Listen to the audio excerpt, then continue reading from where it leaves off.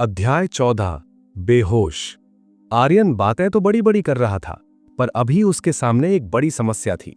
फिलहाल वो इतना तो सीख गया था कि पानी में डूबना कैसे नहीं है, पर आगे कैसे तैरना है ये उसे अब भी नहीं पता था।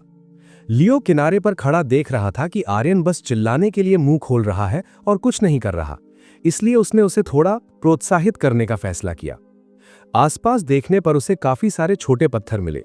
उनके किनारे काफी नुकीले थे। अगर किसी के सिर पर लग जाए तो जान भी जा सकती थी। अपने प्रिय साथी की मदद करने के लिए ये पत्थर एकदम सही थे। बिना किसी चेतावनी के लियो ने एक पत्थर उठाया और अपना हाथ घुमाया। हवा को चीरता हुआ वो पत्थर एक सीधी रेखा में तेजी से बढ़ा। ये रफ्तार और ताकत अगर आधुनिक दुनिया में होती तो लियो किसी बड़े खेल का खिलाड़ी बन सकता था। आर्यन आगे तैरने का तरीका सोच ही रहा था कि अचानक उसे अपने सिर के पास से कुछ गुजरता हुआ महसूस हुआ। अभी ये एहसास हुआ ही था कि उसके सिर के ठीक बगल में पानी पर एक पत्थर जोर से टकराया और पानी की बौछारें हर तरफ बिखर गईं। वो जम गया। उसे समझ नहीं आया कि क्या हो रहा है। अगले ही पल उसका चेहरा सफेद पड़ गया। अगर निशाना जरा सा भी इधर उधर होता तो वो सख्त पत्थर सीधे उसके सिर पर लगता। तुम नीच लड़के, इस बार मुकरना मत। साफ दिख रहा है कि तुम मुझे मारना चाहते थे। आर्यन ने दांत पीसकर लियो को घूरा। उसे यकीन नहीं था कि लियो का निशाना इतना पक्का है कि हर बार पत्थर उसके सिर के बगल से ही निकलेगा। मैं पक्का नहीं कह सकता कि अगले बार तुम इतने खुशकिस्मत होगे। अगर जिंदा रहना है तो जल्दी ऊपर आओ। जैसे ही उसने बात खत्म की, एक और पत्थर उड़ा, पर इस बार वो चेतावनी नहीं बल्कि सीधे आर्यन के सिर का निशाना था। लियो जानता था कि अगर वो जानबूझकर चूकता रहा तो आर्यन कोशिश नहीं करेगा, इसलिए उसने इस बार सच में निशाना लगाया। उसे विश्वास था कि वो पत्थर मारकर किसी देवता की जान नहीं ले पाएगा। अगर आर्यन को लियो की ये सोच पता चलती तो वो उसे मार डालता। ये सच है कि वो मर नहीं सकता था, पर उस काल कोठरी में 1000 साल के लिए कैद होने का ख्याल ही रूह कंपा देने वाला था। आर्यन की आंखें फैल गईं। उसने तुरंत अपना सिर एक तरफ झुकाकर खुद को बचाया। उसने सोचा था कि लियो बस डरा रहा है। उसे अंदाजा नहीं था कि वो सच में हमला कर देगा। कमीने, तुम वहीं रुको मेरे लिए। भले ही उसे तैरना नहीं आता था, पर अब वो अनजाने में ही तेजी से आगे बढ़ने लगा था। कहना होगा कि ये प्रशिक्षण पद्धति बेहद प्रभावी थी, बशर्ते आप प्रशिक्षण के अंत तक जीवित बचे। सिर्फ बातें मत करो, करके दिखाओ। लियो जोर से हंसा और उसने कठिनाई का स्तर बढ़ा दिया। उसने मुट्ठी भर पत्थर हवा में उछाले और दोनों हाथों से उन्हें आर्यन की ओर दे मारा। पत्थरों की रफ्तार और सटीकता कम हो गई थी, पर हमले का दायरा बहुत बढ़ गया था। आर्यन ने अपनी ओर आते पत्थरों की बारिश को देखा। हालांकि चोट पहले से कम लगती, पर पत्थर लगने से वो बेहोश हो सकता था, और गहरे पानी में बेहोश होने का मतलब मौत ही था। उसका सिर इधर उधर इतनी तेजी से हिला कि लगभग उसकी परछाई दिखने लगी। उसके हाथ पैर भी पत्थरों से बचने के लिए तेजी से चलने लगे। मानना पड़ेगा कि वो बहुत तेजी से सीख रहा था। पानी में उसकी हरकतें अब लचीली हो गई थीं। लियो की रफ्तार कम होने के बजाय बढ़ती जा रही थी। उसके लिए आर्यन एक प्रतिभावान व्यक्ति था, और एक प्रतिभावान व्यक्ति को सामान्य लोगों से ज्यादा कष्ट सहना चाहिए ताकि उसकी प्रतिभा बर्बाद ना हो। अचानक एक पत्थर आर्यन के चेहरे को छूकर निकला, जिससे खून बहने लगा। उसने पहले कभी लड़ाई नहीं की थी। अचानक चोट लगने से उसका शरीर सुन्न पड़ गया। उसी पल कई और पत्थर उड़े, जिनमें से एक सीधे उसके माथे पर लगा। माथे से ताजा खून रिसने लगा। आर्यन को चक्कर आने लगे और नजारा धुंधला हो गया। उसके हाथ पैरों की हरकतें बेतरतीब होने लगी। धत तेरी की, तुम तो बहुत फुर्तीले थे, अचानक रुक क्या गए? लियो ने कोसा और तुरंत आर्यन को बचाने के लिए पानी में कूद पड़ा। झील बहुत गहरी थी। अगर आर्यन डूब जाता तो उसे ढूंढना मुश्किल हो जाता। लियो ने जल्दी से आर्यन को किनारे पर खींचा। आर्यन को देखते हुए उसने अपनी भौहें सिकोड़ी और सोचा कि आखिर क्या हुआ। ये याद करते हुए कि आर्यन को बस एक हल्की चोट लगी थी, वो समझ गया। ओह, तो इसे अनुभव नहीं है, इसलिए चोट लगते ही ये घबरा गया। आम लोग चोट लगने पर तुरंत प्राथमिक उपचार के बारे में सोचते हैं, पर युद्ध के मैदान में ऐसा नहीं होता।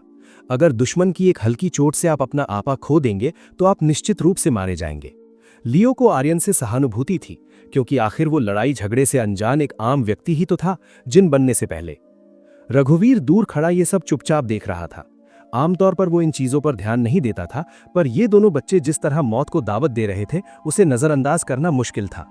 जैसा उसने सोचा था, उसके नेक बेटे ने आर्यन को सिर्फ डराया नहीं बल्कि सच में हमला किया। उसकी अनुभवी आंखों के लिए यह देखना मुश्किल नहीं था कि लियो ने आर्यन की जान लगभग 2 बार जोखिम में डाली थी। भला किस खानदान का 3 साल का बच्चा ऐसे अभ्यास करता है? जब मैं 3 साल का था तब मैं शब्दों को पढ़ना और योद्धाओं के बारे में ज्ञान लेना सीख रहा था।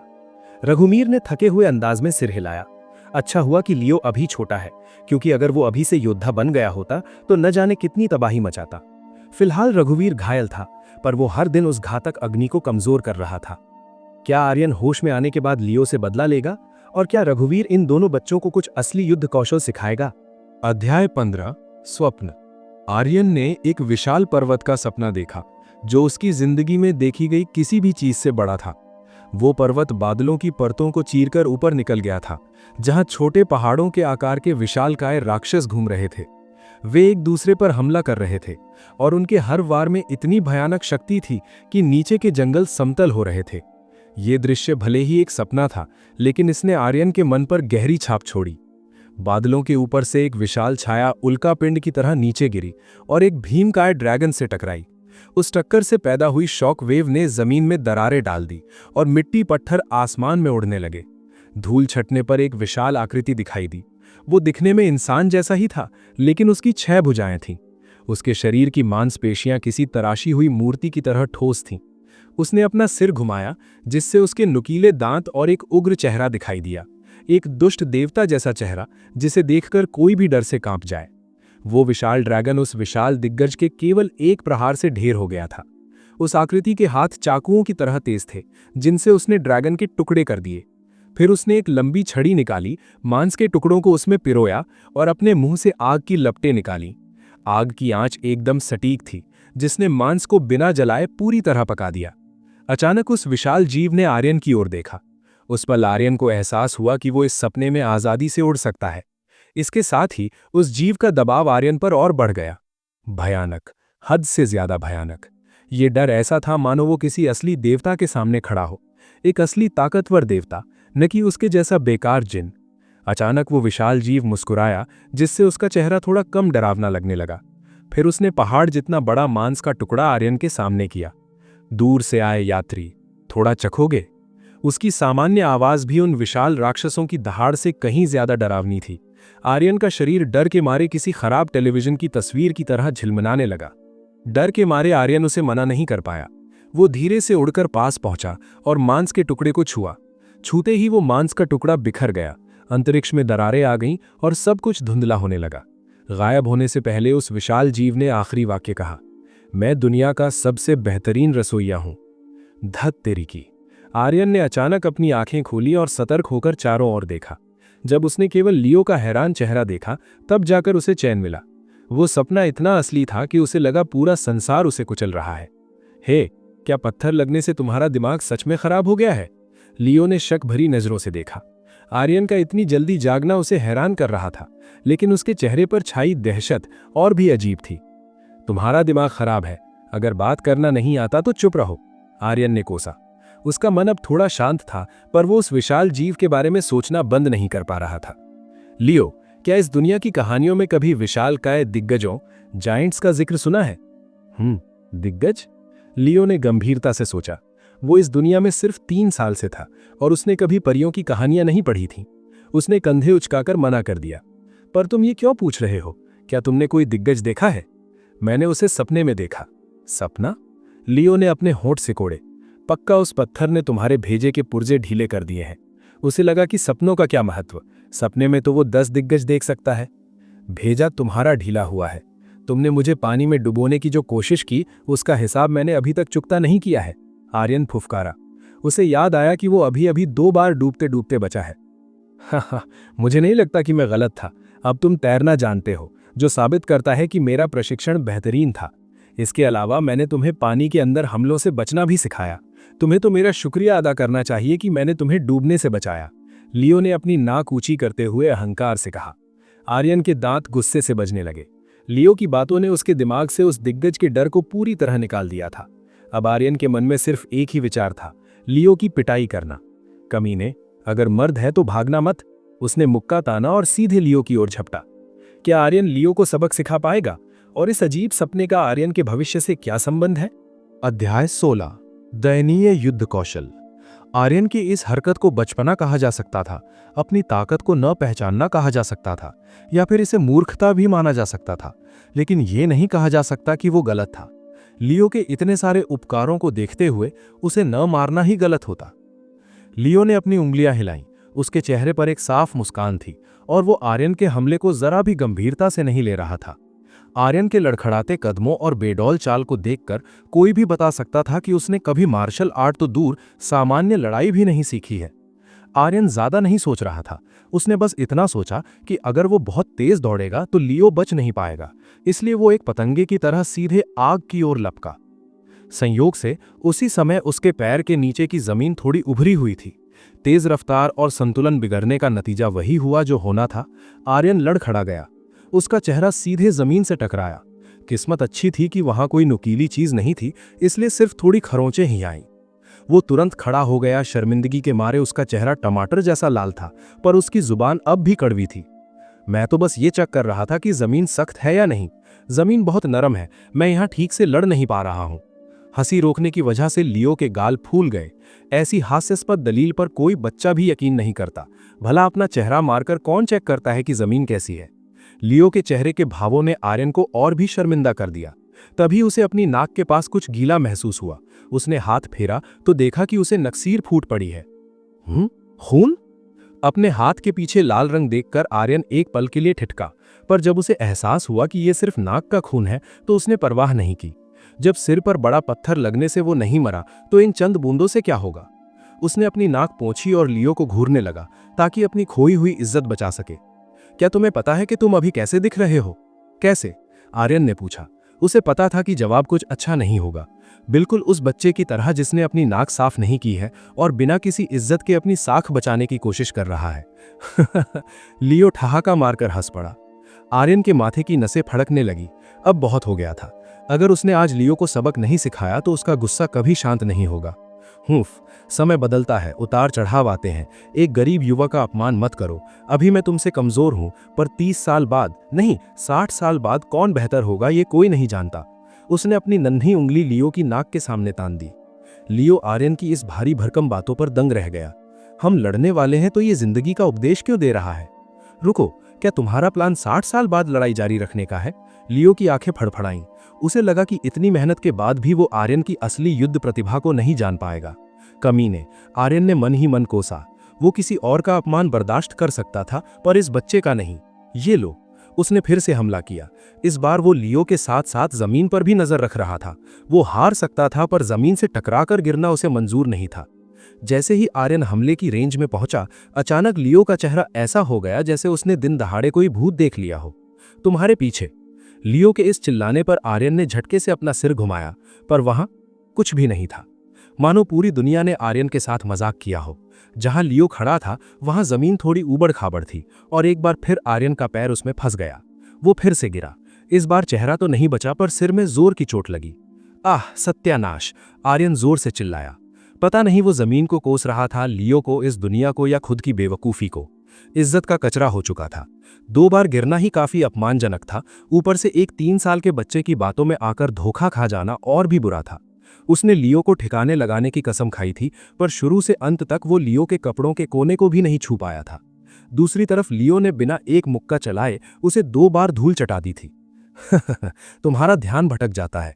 लड़ाई में अगर ध्यान हटा तो समझो मौत पक्की है। लियो हंसा, पर उसका लहजा मजाक वाला नहीं था। तुम्हारी इतनी हिम्मत कि तुम ये कहो। तुम दुश्मन नहीं हो तो मैं तुम्हारी बात पर यकीन क्यों नहीं करूंगा? आर्यन ने बड़ी मासूमियत और सच्चाई के साथ दलील दी। हालांकि अंदर ही अंदर वो जानता था कि उसने मूर्खता की है। लियो कुछ बोलना चाहता था, पर आर्यन की दोस्ती और भरोसे वाली बात सुनकर उसके पास शब्द नहीं बचे। तुम्हारी बात गलत नहीं है। इसे मेरी सलाह मानो। भविष्य में कभी अपनी सुरक्षा में ढिलाई मत देना। लियो आर्यन की बात को पूरी तरह काट नहीं सकता। साथियों के बीच का भरोसा ऐसा ही होता है, भले ही बात कितनी भी बेतुकी क्यों ना हो। कम से कम अपने पैरों का ध्यान रखो ताकि बार बार ऐसे गिरते ना रहो। लियो ने फिर से आर्यन की दुखती नस पर हाथ रख दिया। कमीने, अगर तुम इतने ही बहादुर हो तो अपनी जगह पर टिके रहो, आर्यन चिल्लाया। उसने ऐसा माहौल बनाया जैसे लियो अब तक भाग रहा हो, जबकि सच तो यह था कि लियो अपनी जगह से 1 इंच भी नहीं हिला था। मैं तो अपनी जगह पर ही खड़ा हूं, तुम खुद गिर रहे हो और इल्जाम मुझ पर लगा रहे हो। लियो ने कंधे उचकाए। ये देखो, आर्यन चिल्लाया और हमला करने से पहले उसने मुट्ठी भर धूल लियो की आंखों की ओर फेंकी। भले ही ये तरीका कायरों वाला था, पर आर्यन के पास कोई और चारा नहीं था। अगर लियो इतना परेशान करने वाला न होता तो वो ये घटिया चाल कभी नहीं चलता। बचकानी चाल, बेकार है। लियो फुर्ती से एक तरफ कूदा और आर्यन के इस चालाक हमले से आसानी से बच गया। क्या आर्यन का ये धूल वाला हमला लियो को रोकने में कामयाब होगा या लियो उसे प्रशिक्षण का कोई और कड़वा सबक सिखाएगा? अध्याय 17। तुम्हारी हड्डियां बहुत सख्त हैं। ये देखकर कि लियो ने उसके चुपके से किए गए हमले को आसानी से चकमा दे दिया है, आर्यन जरा भी धीमा नहीं पड़ा। वो धूल की परत को चीरते हुए बेतहाशा आगे बढ़ा, अपनी आंखें बंद की और पूरी ताकत से एक मुक्का हवा में चला दिया। ताकत तो ठीक थी, पर उसका अंदाज बहुत बुरा था। ये मुक्का एक जुए की तरह था। अगर निशाना चूका तो आर्यन का गिरना तय था। लियो की नजरों में यह हरकत किसी मजाक से कम नहीं थी। उसने बस हल्का सा अपना शरीर हिलाया और आर्यन का मुक्का एक ठंडी हवा के झोंके की तरह उसके पास से गुजर गया। लड़ाई में कभी भी दुश्मन को अपनी नजरों से ओझल मत होने दो। लियो लड़ते लड़ते उपदेश दे रहा था और साथ ही उसका उदाहरण भी पेश कर रहा था। उसने अपने पैर से आर्यन की पिंडली पर जोर से प्रहार किया, जिससे आर्यन एक बार फिर लड़खड़ाकर नीचे जा गिरा। पिछली बार गिरने के अनुभव से आर्यन ने इस बार तेजी से प्रतिक्रिया दी। गिरते समय उसने तुरंत अपने हाथों से अपना चेहरा ढक लिया। अचानक उसे बहुत समय पहले देखा गया एक वीडियो याद आया कि कैसे पार्कोर करने वाले लोग गिरने के झटके को कम करते हैं। पता नहीं उसका ये नया शरीर असाधारण था या उसकी प्राकृतिक प्रतिभा अच्छी थी, पर उसे लगा कि वो उस तकनीक का इस्तेमाल अभी कर सकता है। उसने पहले अपने हाथ जमीन पर टिकाए, सही समय पर बल लगाया और जमीन पर 2-3 बार लुढ़कते हुए तुरंत खड़ा हो गया। धूल में सने होने के अलावा इस बार उसके शरीर पर कोई नया घाव नहीं था। ये तुम अचानक इतने माहिर कैसे हो गए? लियो की आंखें हैरानी से फैल गईं। उसने ये तकनीक पहले देखी थी, पर आर्यन जैसा अनाड़ी इसे इतनी जल्दी अपना लेगा, इसकी उम्मीद उसे नहीं थी। जैसा कि उम्मीद थी, खुद को देवता कहने वाला व्यक्ति साधारण नहीं हो सकता। भले ही शक्तियां ना हो, पर क्षमता तो है। लियो ने मुस्कुराते हुए मन ही मन सोचा। अब वो आर्यन की इस छिपी हुई क्षमता को पूरी तरह निचोड़ने के लिए और ताकत लगाने को तैयार था। आर्यन सीना तानकर खड़ा हो गया और अपनी नाक पहुंचते हुए ऐसा जताया मानो पिछला हमला महज एक खरोंच था। इतनी कम काबिलियत के साथ गुरु बनने का नाटक, तुमने मुझे निराश किया है। लियो ने आंखें घुमाई। काबिलियत? मैंने तो अभी अपनी असली ताकत का इस्तेमाल ही नहीं किया है। अब तक उसने आर्यन को एक बार भी खुद होकर नहीं मारा था, बस उसके हमलों को मोड़ा था। 3 हूं? आर्यन समझ नहीं पाया कि लियो क्या कर रहा है।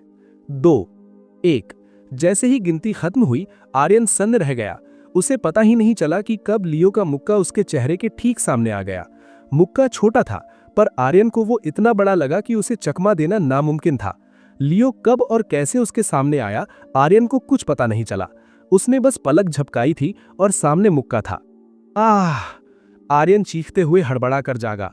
उसने देखा कि आसपास अंधेरा हो रहा है और सूरज ढलने वाला है। मुझे क्या हुआ था? उसने अपना माथा पकड़ा। उसे बस एक मुक्का याद था और उसके बाद सब काला पड़ गया था। मेरे मुक्के से बेहोश होने के अलावा और क्या हो सकता है? पीछे से आवाज आई। हवा में कुछ जलने की बदबू आ रही थी। लियो की कुकिंग स्किल्स वाकई डरावनी थी। वो कुछ भी ग्रिल करता, उसका बाहरी हिस्सा हमेशा कोयले जैसा काला पड़ जाता। तुम भी कमाल के इंसान हो। एक दिन के अभ्यास में तुम 2 बार मौत के करीब पहुंचे, 3 बार गिरे और 2 बार बेहोश हुए। तुम बहुत कम समय के लिए होश में रहे, पर कम से कम अब तुम पानी में डूबोगे नहीं। लियो ने खाते हुए कहा। गुड़ गुड़। भले ही जलने की महक अच्छी नहीं थी, पर आर्यन को बहुत भूख लगी थी।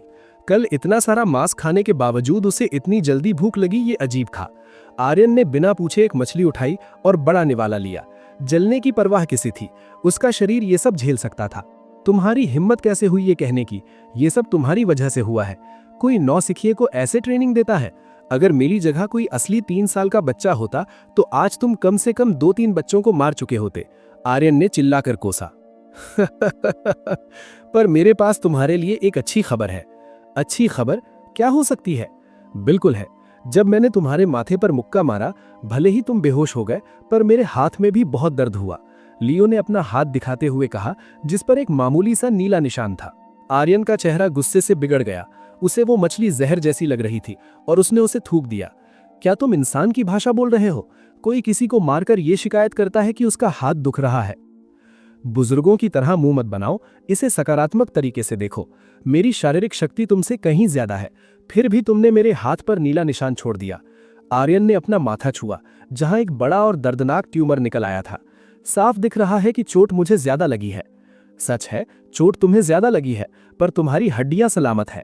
कायदे से उस मुक्के से खोपड़ी में दरार आ जानी चाहिए थी। इससे साबित होता है कि तुम्हारी हड्डियां अविश्वसनीय रूप से सख्त है। हड्डियां सख्त होना क्या अच्छी खबर है। आर्यन ने दांत पीसे। उसका मन कर रहा था कि वो लियो को अभी पीट दे, पर ताकत का अंतर देखकर उसने अपना गुस्सा पी लिया। वो दोबारा बेहोश नहीं होना चाहता था। क्या आर्यन की ये सख्त हड्डियां उसे भविष्य की लड़ाइयों में बचा पाएंगी? और क्या कल का प्रशिक्षण आज से भी ज्यादा भयानक होगा? अध्याय 18। 3 साल बाद। 3 साल बीत चुके थे। आर्यन के लिए इस नई दुनिया की दिनचर्या अब पूरी तरह परिचित हो चुकी थी। शुरुआत में प्रशिक्षण के समय को छोड़कर उसे यहां रहने में बहुत असुविधा महसूस होती थी। आधुनिक समाज में उसके पास बिजली, फ्रिज, टीवी और हर तरह की सुख सुविधाएं थीं। लेकिन लियो और रघुवीर के साथ रहते हुए उसे ऐसा महसूस होता था जैसे वो आदि मानव काल में जी रहा हो। कभी कभार जब वो नीचे गांव जाता तो उसे सभ्यता का थोड़ा एहसास होता, वरना उसका सारा समय पहाड़ों और जंगलों के बीच ही बीतता था। एक ऊंची चट्टान की दीवार पर 2 आकृतियां गिलहरियों की तरह तेजी से हिल रही थीं और बार बार एक दूसरे से टकरा रही थीं। गौर से देखने पर पता चलता कि वे 2 निडर बच्चे थे जो 100 मीटर गहरी खाई के ऊपर चट्टान पर बिना किसी डर के लड़ रहे थे। ये दोनों और कोई नहीं, आर्यन और लियो थे। 3 साल के कठोर प्रशिक्षण के बाद आर्यन अब पूरी तरह बदल चुका था। वो पहले जैसा निकम्मा और कमजोर नहीं रहा था। उसका शरीर गठीला था और उसकी हरकतें फुर्तीली थीं। जिस तरह से वो लियो के साथ डटकर मुकाबला कर रहा था, उससे साफ पता चलता था कि उसकी युद्ध क्षमता कितनी बढ़ चुकी है। बेशक पलड़ा अब भी लियो का ही भारी था। आखिर यहां केवल आर्यन का चेहरा ही सूजा हुआ था। कई दशकों के अनुभव वाले जीनियस लियो का मुकाबला 3 साल की ट्रेनिंग वाला जीनियस कैसे कर सकता था? हालांकि शारीरिक बनावट के मामले में आर्यन अब लियो से कम नहीं था। अचानक बिना किसी चेतावनी के दोनों रुक गए और चट्टान के किनारे बैठ गए। उनके पैर 100 मीटर गहरे शून्य में रटक रहे थे। लगता है तुम्हारी प्रगति की रफ्तार धीमी हो गई है। शुरुआत में तो तुम बहुत तेज बढ़े, पर अब तुम उस रफ्तार को कायम नहीं रख पा रहे। लियो ने गहरी सांस लेते हुए कहा। तुम्हारा मतलब क्या है? क्या मैं एक भी दिन आलसी रहा हूं? आर्यन का चेहरा उतर गया। उसे लगा कि लियो उसे और ज्यादा मेहनत करने के लिए उकसा रहा है। आलसी मैं पक्का नहीं कह सकता। वैसे भी तुम आलसी हो या नहीं ये सिर्फ तुम जानते हो, पर एक जीनियस का आउटपुट किसी सामान्य व्यक्ति जैसा नहीं होना चाहिए, लियो ने उसे चिढ़ाते हुए कहा। दरअसल लियो जानता था कि मानवीय शरीर की अपनी सीमाएं होती हैं। जैसे विश्व रिकॉर्ड बनाने वाले एथलीट शुरू में तेज प्रगति करते हैं, पर रिकॉर्ड के करीब पहुंचते ही सुधार की गुंजाइश बहुत कम हो जाती है। तो तुम खुद को देखो। पिछले कुछ सालों में तुम्हारी ग्रोथ भी धीमी हुई है, वरना मुझसे लड़ते हुए तुम्हें इतनी मशक्कत नहीं करनी पड़ती। आर्यन ने अपनी सूजी हुई नाक पोंछते हुए पलटवार किया। शायद मेरा शरीर अपनी सीमा पर पहुंच गया है। ये दुनिया अजीब है। मेरे पिता रघुवीर इतने शक्तिशाली थे, फिर मेरा शरीर इतनी जल्दी रुक क्यों गया? लियो ने अपनी ठुड्डी पर हाथ रखकर सोचा। पिछले जन्म में वो जितना अभ्यास करता उतना शक्तिशाली होता जाता था, पर यहाँ की छठ बहुत नीची लग रही थी। तुमने इसके बारे में सोचा ही होगा। ये पक्का कॉन्ट्रैक्टर बनने से जुड़ा है। मुझे आज भी याद है जब रघुवीर ने मेरी गर्दन पर तलवार रखी थी, वो तलवार म्यान से नहीं निकाली गई थी, उसे आह्वान किया गया था। आर्यन ने दूर क्षितिज को देखते हुए कहा। वो खुद भी उत्सुक था कि उसे किस तरह का अनुबंध मिलेगा। क्या एक बाहरी व्यक्ति को यह दुनिया पहचानेगी? पता नहीं हम कब कॉन्ट्रैक्टर बनेंगे, लियो ने हताशा में आह भरी। वो जल्दी शक्तिशाली होना चाहता था ताकि क्रांति शुरू कर सके। भले ही पिछले जन्म में वो खुद योद्धा नहीं था, पर यहां हालात अलग थे। वो अभी केवल 6 साल का बच्चा था। क्या कोई वयस्क एक 6 साल के बच्चे की बातों पर अपनी जान दांव पर लगाएगा? जवाब था नहीं। लोग बूढ़ों या जोशीले युवाओं पर यकीन करते हैं, पर एक बच्चे को वो नासमझ ही समझते हैं। अभी बहुत समय है। मैंने गांव के मुखिया से सुना है कि जागृति के लिए 12 साल का होना जरूरी है, आर्यन ने उदासी से कहा। लियो अचानक खड़ा हो गया। उसकी आंखों में दृढ़ संकल्प था। 12 साल ही क्यों, हमारा इस दुनिया में होना ही एक अपवाद है। अगर दूसरे नहीं कर सकते तो इसका मतलब ये नहीं कि हम भी नहीं कर सकते। उसके जोशीले शब्दों ने आर्यन के दिल को छू लिया। सही बात है, मैं एक जिन हूं। एक जिन सामान्य इंसान जैसा कैसे हो सकता है? आर्यन ने सोचा। एक आत्मा जो दुनिया पार करके आई है और दूसरा एक देवता जिसने ब्रह्मांड नापा है। ये दोनों विशिष्ट अस्तित्व थे। अगर नियम दूसरों के लिए थे तो वे अपने लिए एक नया रास्ता क्यों नहीं बना सकते? क्या लियो और आर्यन समय से पहले जागृति प्राप्त कर पाएंगे? और रघुवीर उन्हें इस बारे में क्या सलाह देगा? अध्याय 19। नया रास्ता खोजना। सोच तो बड़ी थी, पर उसे अमल में लाने के लिए जरूरी ज्ञान कहीं नहीं मिल रहा था। पिछले 3 सालों में लियो और आर्यन को इस दुनिया की बुनियादी बातों के अलावा ये भी नहीं पता चला कि आखिर एक कॉन्ट्रैक्टर बना कैसे जाता है। उन्होंने कई बार रघुवीर से पूछने की कोशिश की, पर उसने कभी कोई साफ जवाब नहीं दिया। वो नहीं चाहता था कि लियो शक्तिशाली बने, क्योंकि लियो के मन में जो क्रांति का विचार था वो रघुवीर की नज़र में बहुत खतरनाक था। जब उसके दादा गैब्रियल जैसे शक्तिशाली योद्धा की हालत खराब हो गई तो लियो जैसे बच्चे की क्या बिसात। वे गांव के मुखिया और ग्रामीणों के पास भी गए, पर वहां उन्हें सिर्फ बच्चों को डराने वाली कहानियां सुनने को मिली। ज्यादातर लोगों का मानना था कि अगर बच्चे इन चीजों के बारे में बहुत ज्यादा सोचेंगे तो उनकी किस्मत खराब हो जाएगी और उन्हें बहुत ही मामूली टैलेंट मिलेगा। आर्यन ने जब लोगों के टैलेंट के बारे में पूछा तो वो ये जानकर हैरान रह गया कि गांव के कई लोग अभ्यास कर सकते थे, पर उनके अनुसार इसमें बहुत समय और संसाधनों की जरूरत होती थी। अगर आपका टैलेंट ऊंचा नहीं है तो ये समय की बर्बादी है। इससे अच्छा है कि कोई दूसरा काम करके जीवन को बेहतर बनाया जाए। हे भगवान, आखिर हमें क्या करना चाहिए? यहाँ पढ़ने के लिए कॉन्ट्रैक्टर से जुड़ी कोई किताब भी नहीं है। आर्यन ने हताशा में लंबी सांस ली। वो अगले 6 साल बेकार की चीजों में बर्बाद नहीं करना चाहता था। लियो का चेहरा भी उतरा हुआ था। उसे महसूस हुआ कि यहाँ के आम लोग स्कूल नहीं जाते, और अगर आप पढ़ना लिखना नहीं जानते तो किताबें कहाँ से मिलेंगी। एकमात्र व्यक्ति जिसे वो शिक्षित मानता था वो उसके पिता थे, जो हमेशा उसके खिलाफ रहते थे। तभी आर्यन को एक नया विचार सूझा। लियो, मुझे लगता है कि हम इस तरीके को आजमा सकते हैं। क्या ये काम करेगा? लियो ने संदेह से पूछा। शायद। हम रघुवीर से इस दुनिया की पौराणिक कथाओं और किंवदंतियों के बारे में पूछ सकते हैं, देवताओं, कॉन्ट्रैक्टर्स और रहस्यमयी चीजों के बारे में। शायद वो सब कुछ ना बताए, पर हमें बस एक छोटे से सुराग की जरूरत है।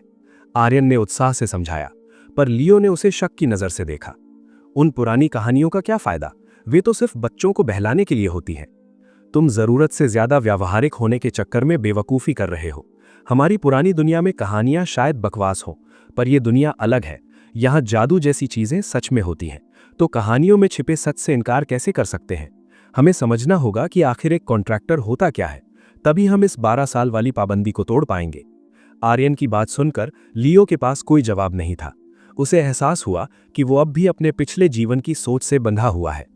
तुम्हारी बात गलत नहीं है, चलो उस बूढ़े से पूछते हैं। दोनों तेजी से घर की ओर भागे। रघुवीर इस समय घर के अंदर अभ्यास कर रहा था। उसकी चोटें अब पूरी तरह ठीक हो चुकी थी। अब वो पहले जैसा हड्डियों का ढांचा नहीं रहा था। उसके शरीर पर मांस चढ़ाया था। हालांकि अब उसे शराब पीने की एक नई आदत लग गई थी। अभ्यास के अलावा वो अक्सर नशे की हालत में ही रहता था। एक समय वो ऊंचे पद और सम्मान वाला व्यक्ति था, जो शराबियों को तुच्छ समझता था। आज वो खुद एक शराबी बन चुका था। क्या वो अपने दुखों को भूलने के लिए पीता था या किसी और वजह से? ये सिर्फ वही जानता था। पर उसने अभ्यास करना नहीं छोड़ा था, जो उसकी दृढ़ इच्छा शक्ति को दर्शाता था। अब ये दोनों क्या खिचड़ी पका रहे हैं? क्या अभी भी मेरे मुंह से जानकारी निकलवाने के सपने देख रहे हैं? रघुवीर ने धीरे से अपनी आंखें खोली। वो खुद भी कश्मकश में था। क्या वो अपने पिता गैब्रियल की तरह सब कुछ दांव पर लगा दे, या चुपचाप इस वीरान जगह पर अपनी जिंदगी गुजार दे? भले ही वो आज एक शराबी दिखता था, पर वो अपने समय का सबसे कम उम्र का अर्धदेव योद्धा था। उसकी उपलब्धियां किसी शॉर्टकट से नहीं, बल्कि उसकी मेहनत और टैलेंट से आई थीं। लियो और आर्यन को पास आते देख उसने फिर से आंखें बंद करने का नाटक किया। मेरे प्रिय पिताजी, क्या आप हमें कुछ कहानियां सुना सकते हैं? मैं देवताओं और इंसानों की उत्पत्ति के बारे में जानना चाहता हूं। लियो के मुंह से इतने मीठे शब्द सुनकर रघुवीर का संयम लगभग जवाब दे गया।